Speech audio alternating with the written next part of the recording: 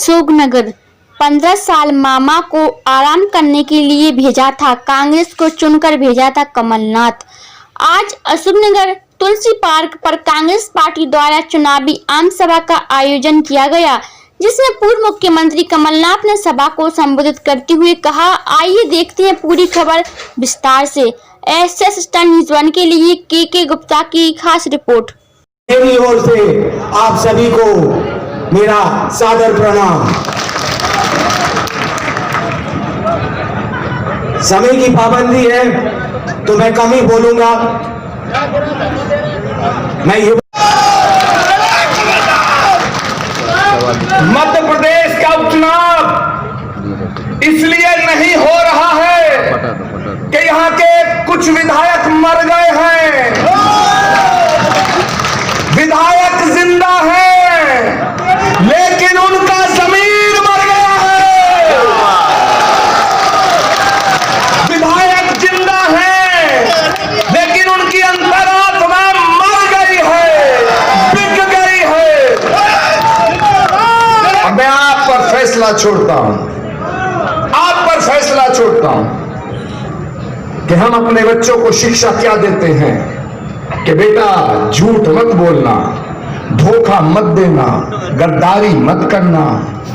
आज वो वक्त है, ये 3 तारीख का जो वक्त है, ये वो वक्त है जो हमारी परीक्षा की घड़ी नहीं है मेरे दोस्तों, जनता की परीक्षा की घड़ी है कि वो उसके साथ खड़े होना चाहते हैं जिसने कमलनाथ की पीठ में खंजर भोंका, या उसके साथ खड़ा होना चाहते हैं जिसने वो खंजर झेला। फैसला आपको करना है। कमलनाथ जी का गुनाह क्या था? कमलनाथ जी का गुनाह क्या था? कमलनाथ जी का दोष क्या था? कमलनाथ जी का क्या ये कसूर था कि भगवान राम जिस पथ से वन को गए उस राम वन गमन पथ का निर्माण हो जाए, ये उनका कसूर था? या ये उनका कसूर था कि कमलनाथ जी चाहते थे कि मध्य प्रदेश का नौजवान बेरोजगार ना रहे, ये उनका कसूर था? कमलनाथ जी चाहते थे कि गांव गांव में गौशाला बन जाए, गौ माता की सेवा हो, ये उनका कसूर था? सारी दुनिया का धन संपदा निवेश के रूप में मध्य प्रदेश में लगे और मध्य प्रदेश एक उत्तम प्रदेश बने, क्या ये उनका कसूर था? माफिया खत्म हो, ये उनका कसूर था? मुझे याद है कमलनाथ जी के मुख्यमंत्री बनने के बाद मेरी एक दिन बात हुई तो उसमें कुछ माफियाओं का जिक्र आया। एक आध माफिया को इंदौर का था, मैं नाम भूल गया। मुझे आज याद आया इस धरती पे कि यहां के विधायक का भी जिक्र आया था। और सुन लो पहले बात, जिम्मेदारी से सुनो। मुझे याद है कि उसका जिक्र आया था, कमलनाथ जी उसके खिलाफ कार्रवाई करने का मन बना रहे थे, लेकिन जिस तरह पिल्ले की रक्षा कुत्ता करता है, ऐसे किसी ने उसकी रक्षा की थी।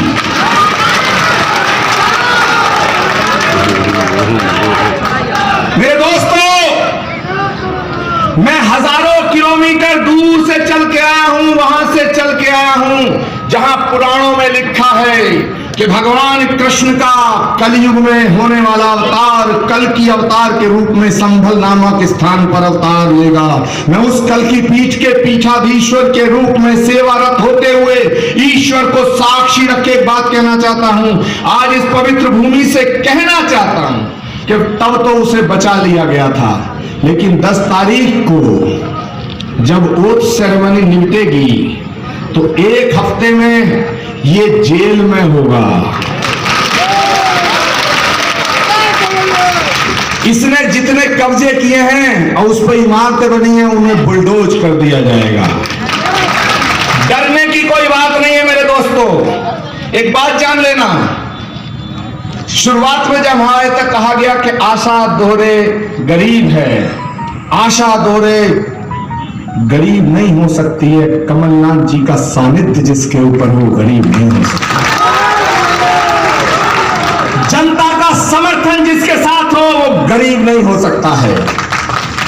जनता का समर्थन पवित्र जनों का आशीर्वाद और सानिध्य जहां होता है, वहीं परमात्मा की कृपा शक्ति बनके प्रकट हो जाती है। मैं आपसे अंत में एक निवेदन करके जाना चाहता हूं, और निवेदन नहीं है, पुराणों की, धर्म ग्रंथों की बहुत सुंदर सुंदर प्रसंगों को लेकर के दो बातें करके जाना चाहता हूं कि हमारे धर्म ग्रंथों के अंदर त्रेता युग, द्वापर युग, कलयुग और सतयुग, 4 युगों का वर्णन है। इस 4 युग में कलयुग चल रहा है। त्रेता युग में भगवान श्री राम का अवतार हुआ था, द्वापर में भगवान श्री कृष्ण का अवतार हुआ था, लेकिन कलयुग में अवतार होना बाकी है। मगर तीनों युगों के मामाओं का जिक्र करना चाहता हूं। मैं किसी का नाम भी नहीं लेना चाहता। मेरी मां कहती थी कि शैतानों का नाम ज्यादा नहीं लिया करते। कमलनाथ जी, त्रेता में एक मामा हुआ जिसका नाम था मारीच। याद है ना?